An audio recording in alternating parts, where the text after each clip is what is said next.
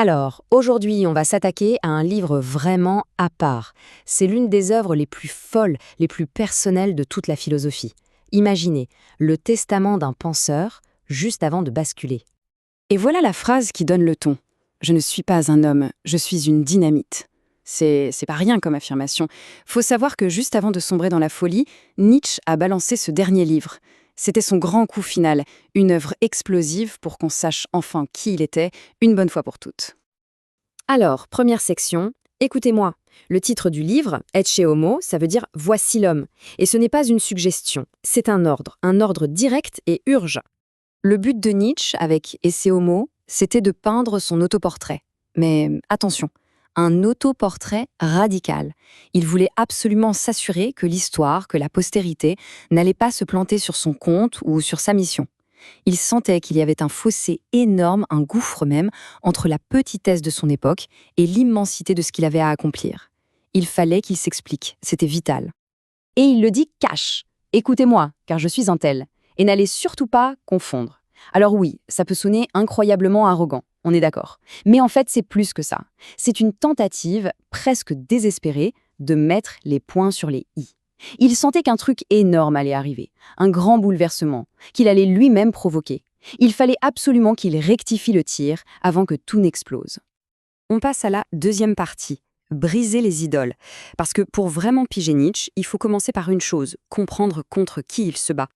Sa cible principale. Oh là là, c'est pas un petit adversaire, c'est toute la tradition de la morale, de l'idéalisme, de la religion qui a dominé l'Occident pendant 2000 ans. Rien que ça. Pour lui, tout ça, ce n'était pas un guide pour être quelqu'un de bien. Non, non, c'était un mensonge monumental, une construction de l'esprit pour dénigrer la vraie vie. Voilà, c'est ça le cœur du problème.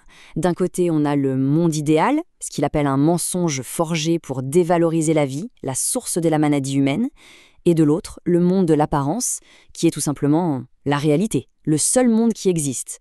Nietzsche pensait qu'on avait appris à adorer un monde vrai, complètement inventé, et que ça nous avait coûté le monde réel, le monde tangible. En faisant ça, on a empoisonné nos instincts les plus profonds. D'où cette phrase, les renverser, et j'appelle idole tout idéal, voilà bien plutôt mon affaire. Et là, on a tout compris. C'est le cœur de son projet destructeur. Il veut tout démolir, toutes ces fausses idoles, ces idéaux, pour qu'on puisse enfin voir la réalité telle qu'elle est. Troisième section, ma maladie, ma force. Alors on peut se demander, ok, mais de quel droit il se permet ça? Qu'est-ce qui le qualifie pour une tâche aussi gigantesque? Eh bien, la réponse est un paradoxe total, c'est sa propre souffrance. Le mot-clé ici, c'est décadence. C'est un état de déclin moral ou culturel. Et pour Nietzsche, c'était les deux à la fois. C'était sa propre maladie, mais c'était aussi la maladie de toute la culture occidentale. Il se décrivait lui-même comme un décadent, quelqu'un qui avait touché le fond de la maladie, de l'épuisement de la vie. Il savait de quoi il parlait. Mais, et c'est là que ça devient génial, il ne s'arrête pas là. En effet, non seulement je suis un décadent, mais j'en suis encore le contraire. Il prétend avoir une sensibilité unique pour opérer les signes d'ascension et de déclin. C'est ça qui est crucial. Il dit qu'il a traversé cette décadence, qu'il l'a surmontée et qu'il a atteint ce qu'il appelle la grande santé. Et ça lui donne une perspective absolument unique, une double vision si on veut. D'un côté, il peut diagnostiquer la maladie de la culture de l'intérieur, parce qu'il l'a vécue. Et de l'autre, il voit le chemin vers la guérison de l'extérieur. C'est cette expérience qui fait de lui, selon ses propres termes, le maître diagnostiqueur des valeurs. C'est ce qui lui donne la légitimité pour philosopher à coups de marteau. Quatrième partie, ainsi parlait Zarathustra. Parce que Nietzsche, ce n'est pas qu'un démolisseur, attention. Sa mission, ce n'était pas seulement de tout casser. C'était aussi de créer quelque chose de nouveau, une nouvelle vision pour l'humanité. Et cette vision, elle est parfaitement incarnée dans son chef-d'œuvre. Il faut bien comprendre une chose. Ainsi parlait Zarathustra, ce n'est pas le livre d'un prophète qui cherche de disciples. Pas du tout. C'est un appel à se créer soi-même de façon radicale. Zarathustra n'est pas là pour sauver l'humanité. Il est là pour la secouer, la pousser à se dépasser elle-même, à jeter ses vieilles certitudes à la poubelle pour créer de toutes nouvelles valeurs. Et le commandement de Zarathustra est incroyable. C'est l'anti-gourou par excellence. Étape 1. Éloignez-vous de moi et défendez-vous de Zarathustra. Carrément. Étape 2. Et mieux encore, ayez honte de lui. Peut-être vous a-t-il trompé. Il instille le doute. Et enfin, étape 3. Et maintenant, je vous ordonne de me perdre et de vous trouver. C'est un renversement total. Il demande à ses disciples de le laisser tomber pour trouver leur propre voie. Comme il le dit, on récompense mal un maître en restant toujours son élève. Le but final, ce n'est pas de suivre, ce n'est pas d'être un disciple. Le but, c'est de devenir soi-même un créateur, de forger un type d'être humain supérieur, c'est ce qu'il appelle le surhomme. Quelqu'un qui dit oui à la vie, qui l'affirme complètement, avec ses hauts et ses bas. Et on arrive à la dernière section, la plus vertigineuse. Section 5, pourquoi je suis une fatalité. C'est le climax du livre, le moment où Nietzsche lâche sa prétention la plus folle, la plus ultime. Là, il va très loin. Il ne se présente plus comme un homme ou un écrivain, non, il se déclare comme un événement historique, un point de rupture dans le temps lui-même. Vous imaginez? Il ne se voit plus comme une personne, mais comme un séisme qui va redéfinir l'histoire.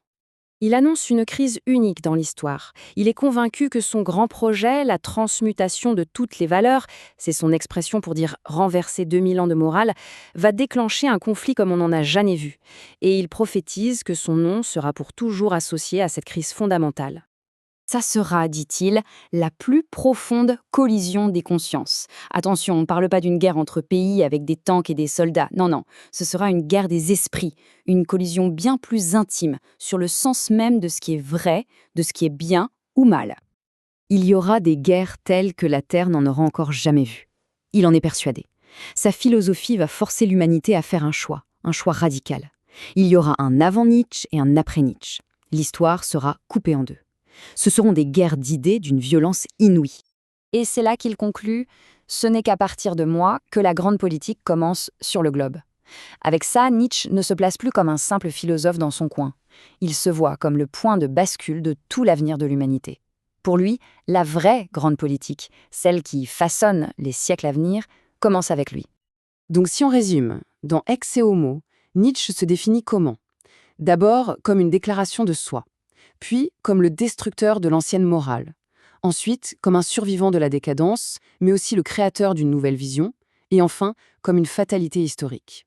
Bref, ce livre, c'est son dernier coup de poker, son ultime provocation pour imposer sa propre lecture de son héritage. Et le livre se termine sur cette question, une question qui reste en suspens. Dionysos en face du crucifié. Et cette interrogation, elle résume tout. D'un côté, on a Dionysos, le dieu grec de la fête, de l'ivresse, de l'art, celui qui dit oui à la vie dans sa totalité, avec sa joie et sa souffrance. Et de l'autre, le crucifié, le symbole, pour Nietzsche, d'une morale qui nie cette vie ici-bas, qui la dévalorise au nom d'un prétendu au-delà. Le choix est là, entre ces deux mondes, ces deux visions de l'existence. Et c'est la question qui nous laisse en héritage.